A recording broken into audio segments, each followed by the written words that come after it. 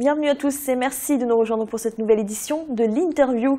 Aujourd'hui, je reçois Nazer Kongolo, candidat à l'élection présidentielle en République démocratique du Congo.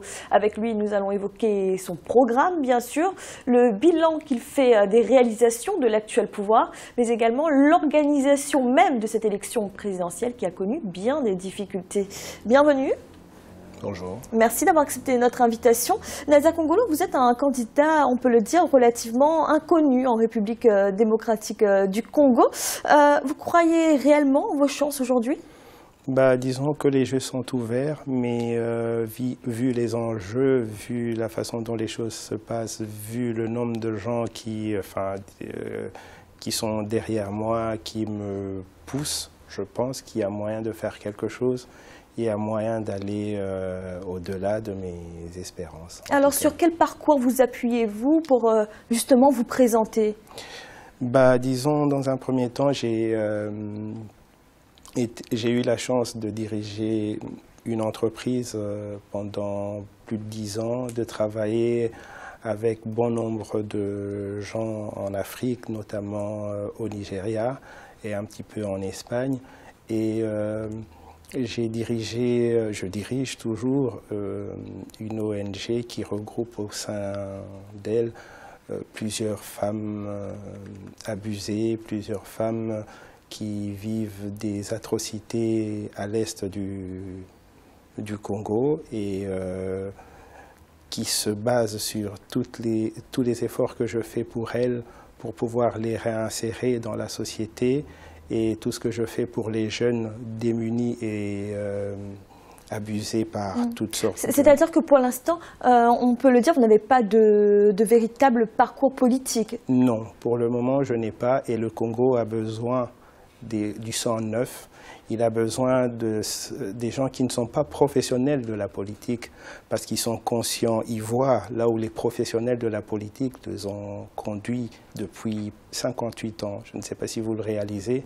Le Congo, qui est un grand pays extrêmement riche, compte 480 partis politiques, organise des élections qui coûtent plus d'1 milliard de dollars. Mais où les gens vivent dans la misère absolue. Alors justement, vous le dites, il y a déjà des forces politiques en présence en République démocratique du Congo, implantées sur l'échiquier politique depuis longtemps. Vous arrivez, c'est votre première candidature à l'élection présidentielle. Où vous situez-vous sur cet échiquier politique? Disons que je ne fais partie d'aucun parti politique pour le moment. Et je ne pense pas adhérer à un quelconque parti politique parce que on ne peut pas adhérer à une structure existante qui n'a pas réussi, aussi bien à gauche qu'à droite. Si gauche et droite existent au Congo, on voit où on est. Alors adhérer peut-être pas, mais alors des sensibilités certainement?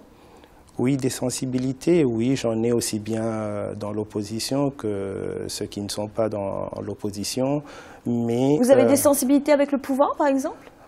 Disons que j'ai des amis et connaissances qui sont dans le pouvoir, qui travaillent avec le pouvoir, mais ce n'est pas pour autant que tout ce que le pouvoir fait est abject, non, ou tout ce que l'opposition fait est abject, non. Mais disons que moi, je retiens que ce qui est positif, que ce qui est bon pour le peuple congolais, que ce qui est bon pour tous ces hommes, femmes et enfants qui meurent de faim alors qu'ils sont dans un pays extrêmement riche, qui exporte beaucoup de minerais, qui exporte même un savoir, qui exporte à l'étranger, mais le commun des mortels, les Congolais n'en profitent pas. Alors, en tant que candidat indépendant, seriez-vous prêt à une alliance alors avec un autre candidat, avec un parti, au moment de cette élection présidentielle? Mon alliance à moi, c'est avec le peuple. Ce que le peuple décidera, c'est ce que je ferai. Alors, plusieurs forces de l'opposition se sont accordées sur certains points, par exemple sur la machine à voter que rejette l'ensemble de l'opposition. Êtes-vous de ceux qui ne veulent pas entendre parler de cette machine à voter? Disons que moi, je pense qu'une élection parfaite n'existe pas. Donc il y a toujours, admettons que la machine dont il est question soit rejetée, il y en aura toujours d'autres qui vont protester contre le choix qu'il y aura.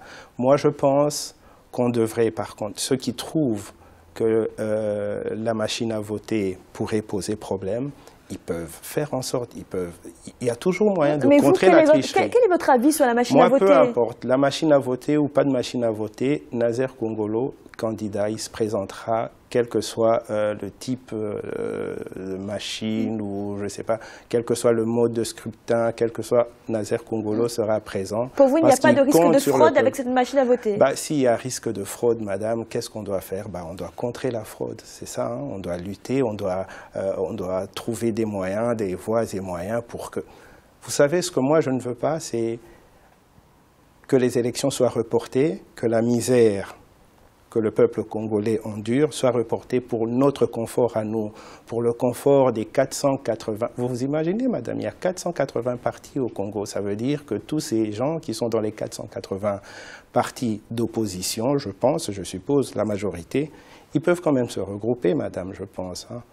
On n'est pas obligé de penser qu'à nous. Alors, l'une des particularités de votre candidature, c'est que vous portez un concept, hein, celui du campus Agir pour le Congo. De quoi s'agit-il exactement? Le campus Agir pour le Congo, c'est un regroupement que nous allons faire, où nous allons réunir les professionnels de tous bords, les religieux de toute obédience, et même les jeunes étudiants, tout le monde, afin que chacun puisse apporter une contribution, une idée, afin de pouvoir répondre de façon positive, la meilleure façon qui soit pour un Congo meilleur, pour un Congo plus pacifique, pour un Congo plus prospère. Alors ça veut dire que c'est une forme participative de ce programme où chaque citoyen soumet des idées.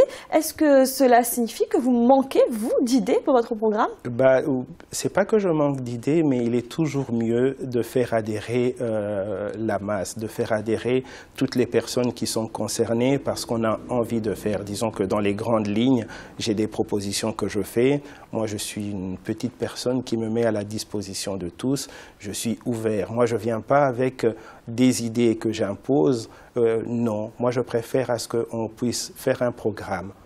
Je ne dirais pas ensemble pour ne pas... Donc, unis, qu'on puisse construire quelque chose et qu'on aille de l'avant. Mais est-ce que les Congolais, justement, n'ont pas besoin d'un leader qui ait une vision claire de sa politique? Je pense qu'ils en ont tellement. Ils en ont 480, madame. Où est-ce qu'ils en sont? Je parle d'un vrai leader qui a une vision politique. Voilà, justement, la mienne est celle de faire participer les gens. Parce que vous dites que pour l'instant, vous n'avez pas de programme. Vous avez des grandes lignes. Il est en cours de gestation, mais pour qu'il soit finalisé, j'ai besoin d'entendre le peuple, que je veux que le peuple puisse... que chacun, d'où qu'il soit, d'où qu'il vienne, puisse apporter sa pierre à l'édifice. Alors, on va prendre un exemple. Vous placez la santé en tant que priorité dans les grandes lignes.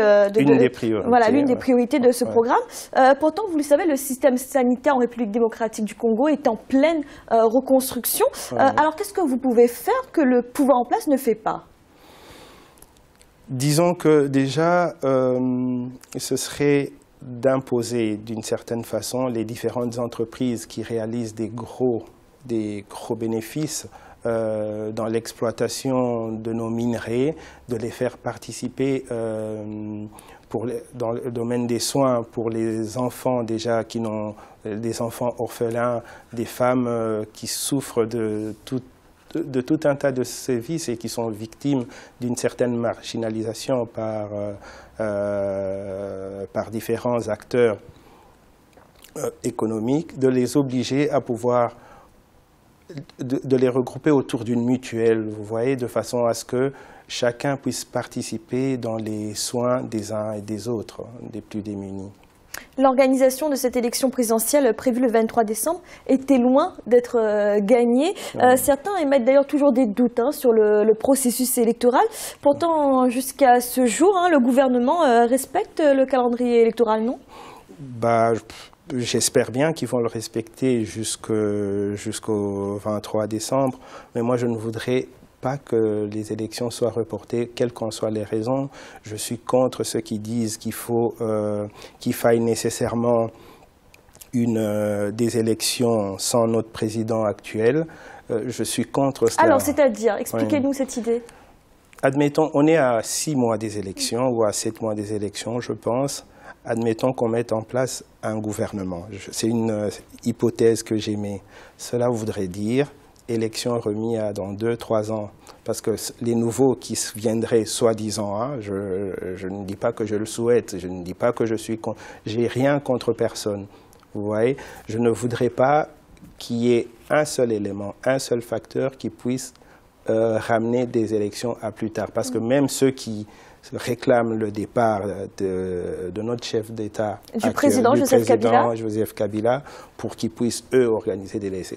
On sait très bien que même dans l'État actuel, il y a des gens qui sont dans l'opposition, qui sont bien en étant dans l'opposition, qui vivent de ça. Vous voyez, la non-participation du président actuel n'est pas une condition pour vous à la tenue des élections? Non, pour moi, le plus important, c'est que les élections aient lieu. Pour moi, le plus important, c'est que la Constitution, entre guillemets, soit respectée. S'il y a eu un mandat... De toute façon, je ne pense pas... Moi, je n'ai pas, en tout cas, à titre personnel, je n'ai pas lu, je n'ai pas entendu le président actuel dire qu'il se représenterait. Moi, je considère, je m'excuse, que c'est un faux débat. Donc le jour où il se prononcera, là je pourrais dire, voilà, monsieur le président, il y a un mandat, il y a une très belle phase. Vous pouvez envisager, vous, qui se représente? Moi je suis pour le respect des textes et je suis pour le respect de la Constitution. Et la Constitution ne prévoit pas de troisième mandat? Voilà, la Constitution ne prévoit pas de troisième mandat et le président de la République actuelle n'a jamais dit qu'il allait se représenter. Jamais, que je sache, hein. Nazer Kongolo, vous êtes candidat à l'élection présidentielle en République démocratique du Congo. Merci d'avoir répondu à nos questions. Je vous en prie, merci. Et merci à vous de nous avoir suivis. N'oubliez pas, vous pouvez retrouver cette émission et tous nos autres programmes sur www.africa24tv.com. Et à bientôt pour un nouveau rendez-vous de l'interview.